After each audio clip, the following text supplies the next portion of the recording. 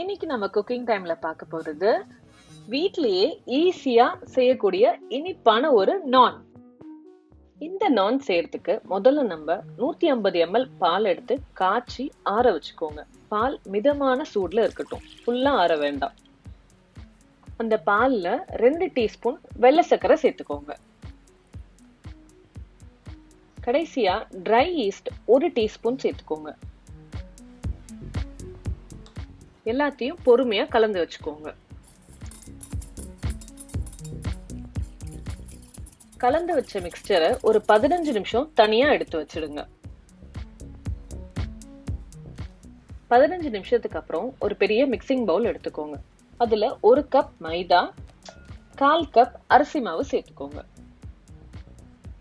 இது இனிப்பு நான் தான், இருந்தாலும் ஒரு 1/4 டீஸ்பூன் உப்பு சேர்த்துக்கோங்க. முதல்ல இந்த ட்ரை இன்கிரீடியன்ட்ஸ் எல்லாத்தையும் சேர்த்து நம்ம மிக்ஸ் பண்ணி வச்சுப்போம். எல்லாத்தையும் மிக்ஸ் பண்ணதுக்கு அப்புறமேட்டு நம்ம எடுத்து வச்சிருக்கிற அந்த பால் மிக்ஸ்சரை இது கூட சேர்த்துருங்க. இப்போ நம்ம அந்த மாவு மிக்ஸ்சரையும் பால் மிக்ஸ்சரையும் நல்லா கலந்து விட்டுடுங்க.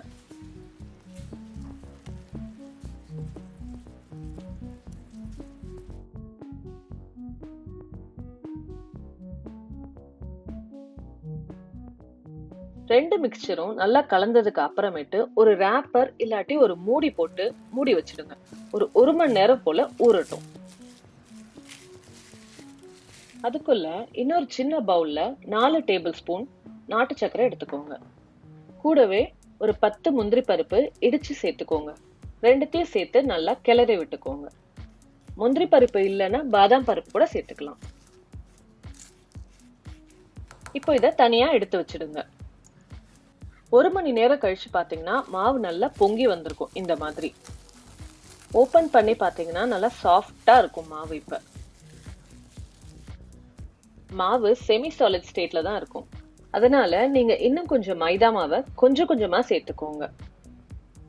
கொஞ்சம் கொஞ்சமா மாவு ஆட் பண்ண நல்லா பிசைய ஆரம்பிங்க. சப்பாத்தி மாவு பதத்துக்கு வர்ற வரைக்கும் மாவு ஆட் பண்ணி பிசைஞ்சிட்டே இருங்க. இந்த அளவுக்கு பிசைஞ்சதுக்கு அப்புறமேட்டு இத 4 பால்ஸா உருட்டி வச்சுக்கோங்க. இப்ப நம்ம உருட்டின பால ஒண்ணா எடுத்து போட்டு தேய்ச்சிடலாம். ரொம்ப தின்னா தேய்க்காம ஓரளவுக்கு திக்காவே தேய்ச்சிடுங்க. இந்த சைஸ்ல தேய்ச்சதுக்கு அப்புறமேட்டு நம்ம எடுத்து வச்சிருக்கிற நாட்டு சக்கரை முந்திரி மிக்சரை நடுவுல வைங்க. அந்த மிக்சரை நடுவுல வச்சதுக்கு அப்புறமேட்டு அந்த மிக்சர் வெளியில போகாத அளவுக்கு எல்லா சைடையும் இந்த மாதிரி க்ளோஸ் பண்ணிடுங்க. க்ளோஸ் பண்ணிட்டு சாஃப்டா ஒரு பிரஸ் கொடுங்க. இப்போ நம்ம அதை திருப்பி ரோலிங் பின் வச்சு சப்பாத்தி மாதிரி தேய்ச்சிடுங்க. திரும்பவும் சொல்றேன், ரொம்ப தின்னா தேய்க்காதீங்க, திக்காவே இருக்கட்டும். எல்லா பால்ஸையும் தேய்ச்சதுக்கு அப்புறமேட்டு ஒரு கனமான தோசைக்கல்லை சூடு பண்ணிக்கோங்க. அதுல 1 டேபிள் ஸ்பூன் போல நெய் விட்டுக்கோங்க. நெய்யை நல்லா ஸ்ப்ரெட் பண்ணி விட்டுக்கோங்க. நெய் சூடானதும் நம்ம தேய்ச்சி வச்சிருக்கிற மாவை அதுல போட்டுடுங்க.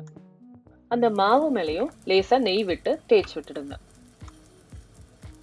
இதுக்கப்புறம் நம்ம நார்மலா செய்யற சப்பாத்தி மாதிரியே தான் 2 சைடும் ப்ரௌன் ஆகுற வரைக்கும் திருப்பி போட்டுட்டே இருங்க.